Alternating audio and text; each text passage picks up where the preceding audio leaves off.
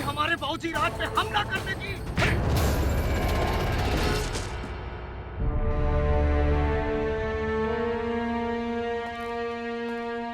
आप ठीक तो हैं बाबूजी राज?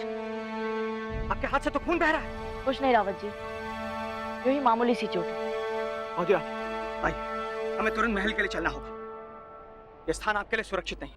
रावत जी, इससे पहले हमें किसी को खोजना है। क्षमा करें बाबूजी राज, किंतु हम आपको इसकी अनुमति नहीं दे सकते। राणा जी का आदेश है हमारे लिए कि हम तुरंत आपको उनके सामने लेकर आए। और वैसे भी बाबूजी राज, राणा जी अपनी आज्ञा का दूसरी बार उल्लंघन सहन नहीं करते। ठीक है रावत जी, आप जैसा उचित समझे, परंतु जिस व्यक्ति को हम ढूंढ रहे हैं, क्या पता वो अपने आप यहीं कहीं दिख जाए। रावत जी!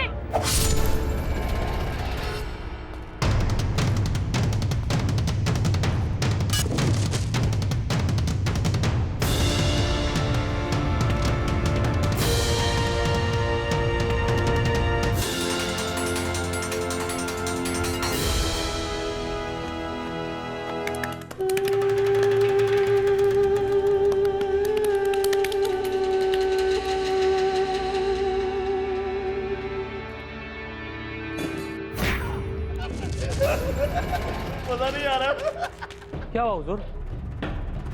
नायत मजा नहीं आ रहा। हमारे दो सिपाही देवीदास से मिलने गए थे, कहां रह गए पता लगाओ। मजा नहीं आ रहा है। जी हुजूर।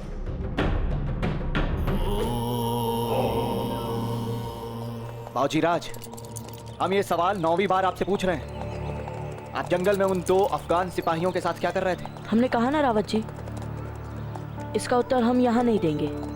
उचित है, आप ना दें उत्तर हमें, किंतु आप राजकुमार हैं मेवाड़ के। आप इस तरह से अपने जीवन को संकट में नहीं डाल सकते। हमें लगता है कि हमने वहां स्थितियों को संभाल लिया था। परिस्थितियां बिगड़ भी सकती थी बाबूजी राज, खास करके ये देखते हुए कि आपके छावनी में घुसने को लेकर क्या क्या नहीं हो चुका है। दरअसल हमें भय है आपको लेकर, क्योंकि राणा जी का क्रोध अपनी सहनशीलता की सभी सीमाओं को लांघ चुका है। अब तो हमारी ईश्वर से केवल यही प्रार्थना है कि आप अपने किले से भागने को लेकर कोई अच्छी सी कहानी सुनाएं राणा जी को। हमारा विश्वास कीजिए रावत जी, हमने जो किया उसके लिए हमारे पास उचित कारण है, और हम वो कारण आप सबके सामने ही बताएंगे ताजीराज को। देवीदास, ये यहाँ क्या कर रहा है? देवीदास दादा? और ये कहाँ जा रहा है? देवीदास!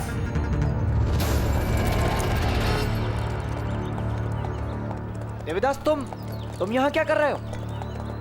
और तुम्हें अंदाजा भी है महल में कितना बड़ा संकट आ गया था, और तुम यहाँ इस तरह घूम रहे हो? जी मैं अपने लिए कुछ औषधियां लेने आया था। मैंने कहा था बाजीराव जी से। महाराणा उदय सिंह ने शम्स खान के विरुद्ध युद्ध की तैयारी कर ली। हाँ, देवीदास दादा ठीक कह रहे हैं। और बाजीराज, आप यहाँ क्या कर रहे हैं? वो भी किले से बाहर? इन सभी सवालों को भूल जाओ देवीदास, क्योंकि इन्हीं सवालों का जवाब जानने के लिए राणा जी इनका महल में इंतजार कर रहे हैं। और तुम भी अपनी औषधियां लेकर अति शीघ्र महल पहुंचो। राणा जी बहुत ज्यादा क्रोधित हैं। जी, मैं अति शीघ्र ही महल पहुंचता हूं। देवीदास दादा रुकिए। रावत जी, हम देवीदास जी के साथ जाएंगे। बाबूजी राज, किंतु देवीदास दादा, आप हमें अपने घोड़े पे बिठाकर महल तक ले चलिए ना। रावत जी तो बस सवाल पे सवाल पूछ के और दाजीराज के गुस्से का नाम ले लेकर हमें डराए जा रहे हैं। हमें नहीं जाना इनके साथ। किंतु बाबूजी राज, हम तो आपके हित की ही बातें कर रहे हैं। अच्छा रावत जी, राजकुमार होने के नाते क्या हमारा इतना भी अधिकार नहीं कि हम अपनी इच्छा अनुसार महल तक ले जाने वाला चुन सके? हम तो इन्हीं के साथ जाएंगे। चलिए दादा। हाँ, क्यों नहीं। आइए आइए, बैठिए हमारे घोड़े पे और आप देखिएगा, हम आपको इनसे पहले महल पहुंचा देंगे।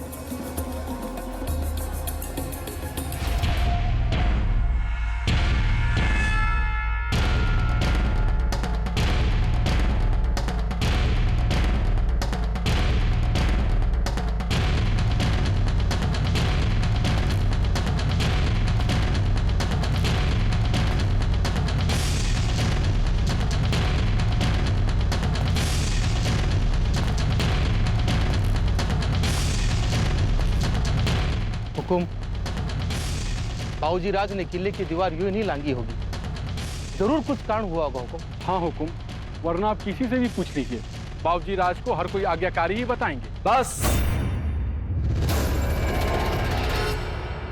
राजभक्ति राज परिवार के अनुशासन इन बच्चों की प्रशंसा में नहीं, मातृभूमि की चिंता में दिखानी चाहिए।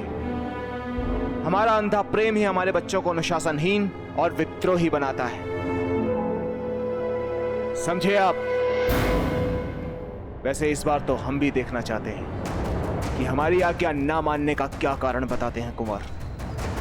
दादा, तबीयत ज्यादा खराब है तो थोड़ी देर विश्राम कर ले। नहीं बाबूजी राज, हमें महल जल्दी पहुंचना होगा। किंतु दादा जल तो ले लीजिए।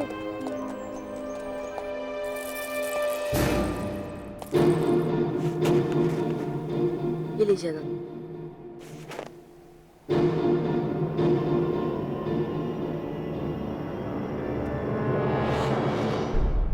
बाबूजी राज, हाँ दादा। मुझे नहीं पता कि आपने क्या किया, पर मेरी बात माने तो वहां पहुंचने पर जैसे ही आप पिताजी को देखें, अपने घुटनों के बल बैठकर उनसे क्षमा मांग लीजिएगा। मैं अन्नदाता को वर्षों से जानता हूं, वो बाहर से बहुत कठोर दिखते हैं, पर भीतर से उनका मन बहुत ही कोमल है। अगर क्रोध में भी कोई उनके सामने अपना अपराध स्वीकार करता है ना, और सच्चे मन से उनसे क्षमा मांगता है, तो वे क्षमा करना भी जानते हैं। आपकी सारी बातें सही है दादा, परंतु हमारी मासा कहती है कि यदि दाजीराज के सामने देश या देश की सुरक्षा से जुड़ा कोई अपराध आता है तो फिर वे कठोरता से नियमों का पालन करते हैं। फिर वे न अपना देखते हैं और ना ही पराया दादा। फिर वे केवल न्याय पर ही ध्यान देते हैं। आप घबराइए ना कुंवर साहब, आपके खेलकूद में ना तो देश आता है और ना ही देश की सुरक्षा। इसलिए आपको हुक्म के क्रोध से बचाने के लिए मुझे कुछ भी करना पड़ेगा, मैं वो करूंगा। एक लिंगी जी सब ठीक करेंगे। आप डरिए मत, मैं आपके साथ हूं। मैं आपको कुछ भी नहीं होने दूंगा, कुछ भी नहीं।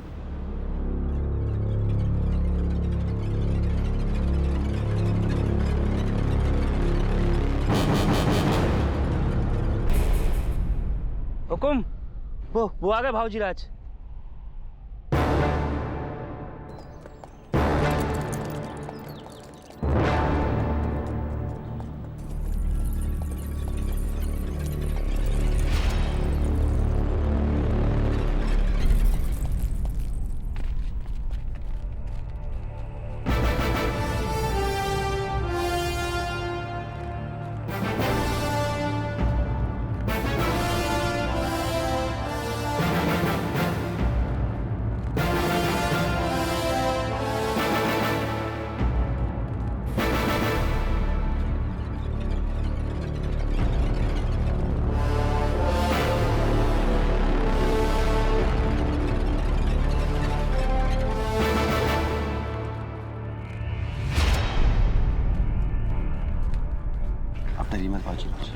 लेकिन राणा जी का गुस्सा जब तक शांत हो जाए, पलटकर जवाब में पूछिए।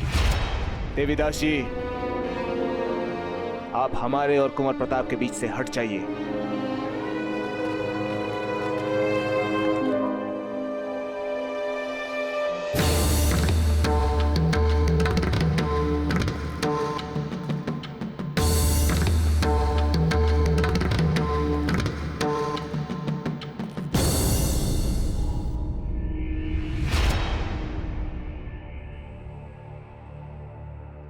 कुंवर प्रताप, आज जो आपने अपराध किया है उसके उचित न्याय के लिए हमें यह भूलना पड़ेगा कि आप हमारे पुत्र हैं। तभी हम आपको उचित दंड दे पाएंगे। आपका दिया हर दंड हमारे लिए आपका आशीर्वाद है दाजीराज।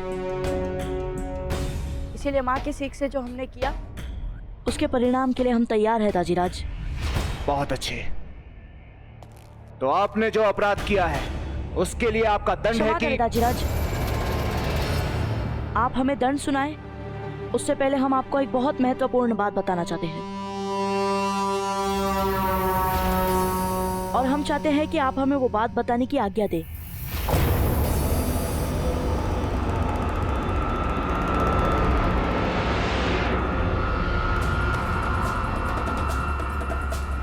बोलिए, क्या बात है? हम आपको वो बात बताएं इससे पहले दाजीराज, आप यह निश्चित कर ले कि यहाँ जो कोई उपस्थित है आप उन पर सचमुच भरोसा कर सके।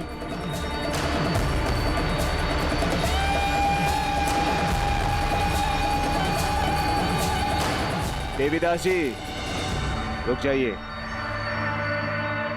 आपको कहीं जाने की जरूरत नहीं है। आप तो हमारा साया है, हम आप पर कैसे संदेह कर सकते हैं?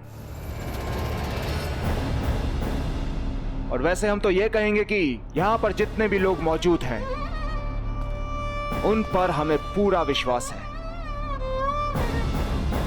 इसलिए कुंवर प्रताप को अगर कुछ कहना है तो खुलकर कहें, सबके सामने कहें।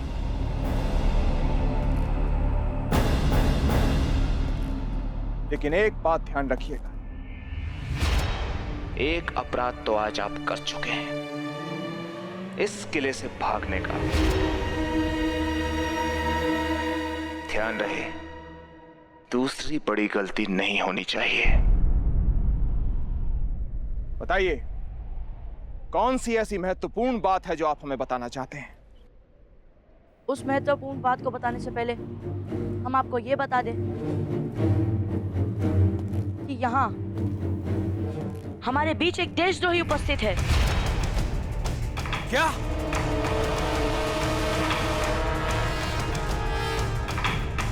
देशद्रोही? कुंवर प्रताप, आप जानते हैं आप क्या कह रहे हैं?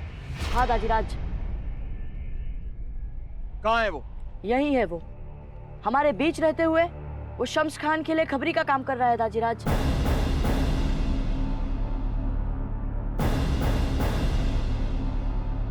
वो यहाँ की हर महत्वपूर्ण बातें शत्रुओं तक पहुंचाता है।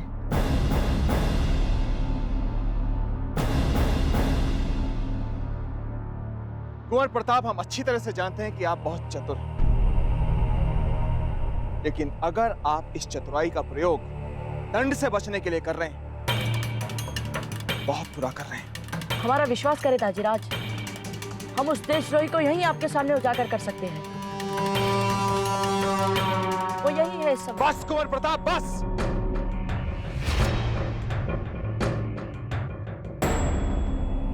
बहुत बोल चुके आप। यहां पर जितने भी लोग मौजूद हैं, उन्होंने मेवाड़ के राजघराने की, जब से आप पैदा भी नहीं हुए थे तब से सेवा की है, रक्षा की है। और आप इन्हीं में से किसी को देशद्रोही बताना चाहते हो? पर सच्चाई तो यही है दाजीराज। सच्चाई सबूत मांगती है।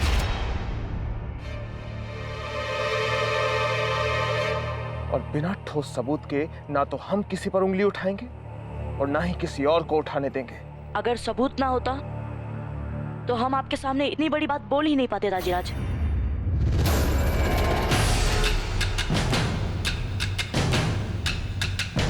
क्या सबूत है आपके पास कि यहां पर कोई देशद्रोही है?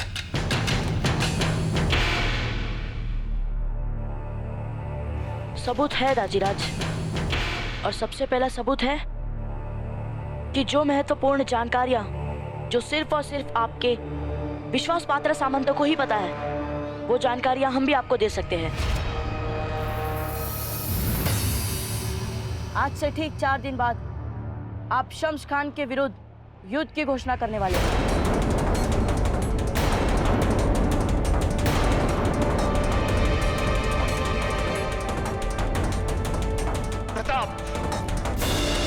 राजा की बात सुनना या राजा और सामंतों के बीच में जो कुछ भी हुआ वो सब कुछ देखना या सुनना अक्षम्य अपराध है।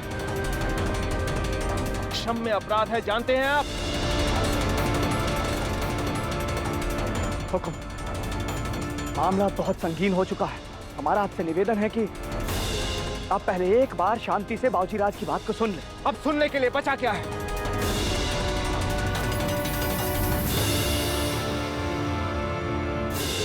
नाम बताइए उस देशद्रोही का। वो आपका सबसे विश्वास पात्र सेवक है दाजीराज, जो कई वर्षों से आपका साया बनके आपकी सेवा कर रहा है।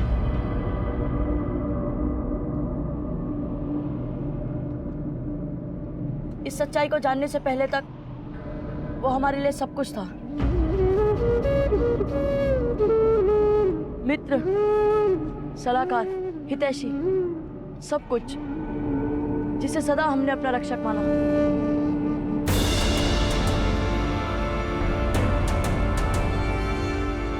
नहीं अन्नदाता, नहीं।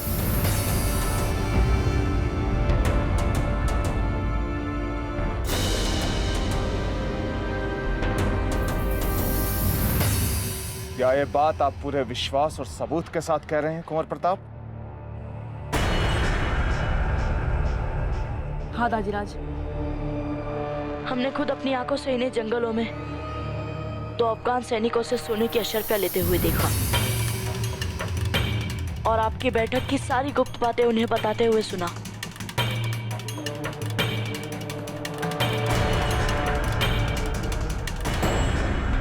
इन्होंने शम्स खान के सैनिकों को बताया कि कब राजपुरोहित जी ने युद्ध के लिए शुभ मुहूर्त निकाला है और कब आपने युद्ध के लिए घोषणा की है।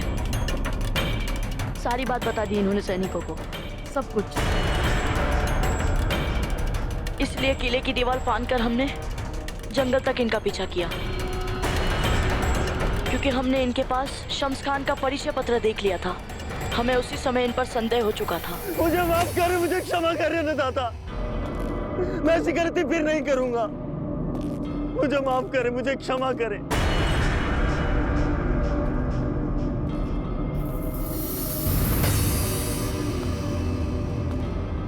मुझे माफ कर दे अन्नदाता, मुझे माफ कर दे। रावत जी, मेवाड़ के देशद्रोहियों को जो दंड दिया जाता है, हम आपको वही दंड देने की अनुमति देते हैं। जाइए। हुकुम।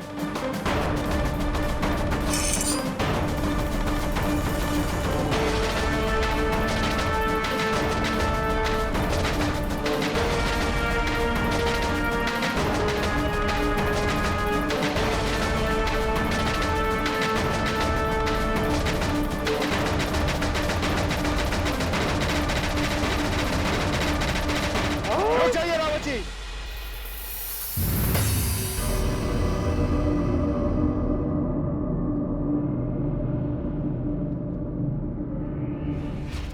देखिए उस तरफ कुंवर प्रताप, सच का सामना कीजिए। हमने कहा गर्दन घुमाइए कुंवर प्रताप और सच्चाई का सामना कीजिए। हमें मृत्यु की आंखों में आंख डाल के उसे हराने का अभ्यास होना चाहिए। राजपूत राजकुमार बहते लहू को देखकर अपनी नजरें नहीं फेरते। देखिए उधर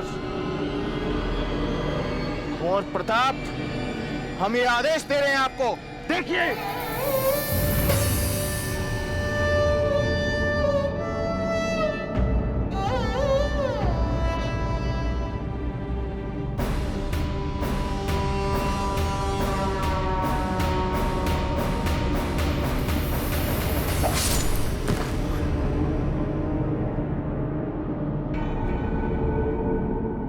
देखिए हमारी तरफ। कुंवर प्रताप, आपने जो कुछ भी किया ठीक किया। हम तो केवल आपसे क्षमा मांगना चाहते थे दाजीराज, इसीलिए हम आपके पीछे पीछे भागे आ रहे थे।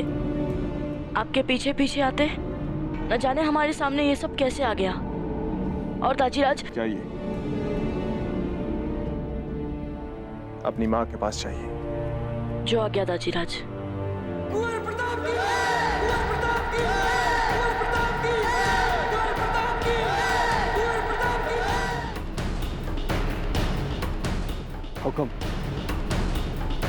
बाबूजी राज ने आज ये सिद्ध कर दिया है कि वो इस मेवाड़ राज घराने के अद्वितीय रत्न हैं। हमने स्वयं अपनी आंखों से उन्हें जंगल में अफगान सैनिकों को परास्त करते हुए देखा है। जब हम वहां पहुंचे तो उससे पहले ही बाबूजी राज उन अफगान सैनिकों को परास्त कर चुके थे। हमने तो बस बचा हुआ काम निपटाया। रावत जी, क्या आपने अफगान सैनिकों के पार्थिव शरीर को सम्मान दिया? जी हुक्म। हमने उन अफगान सैनिकों के संस्कारों के हिसाब से उनके पार्थिव शरीर का सम्मान के साथ अंतिम संस्कार किया। हुक्म। प्रताप कोई साधारण राजकुमार नहीं है, वो तो आने वाले भविष्य के एक महान योद्धा दिख रहे हैं। आपने बिल्कुल ठीक कहा रावत जी। ऐसे उत्तराधिकारी का सपना तो हर राजा देखता है, लेकिन ऐसे कुंवर सिर्फ उन्हीं को प्राप्त होते हैं जिन पर नियति का आशीर्वाद हो।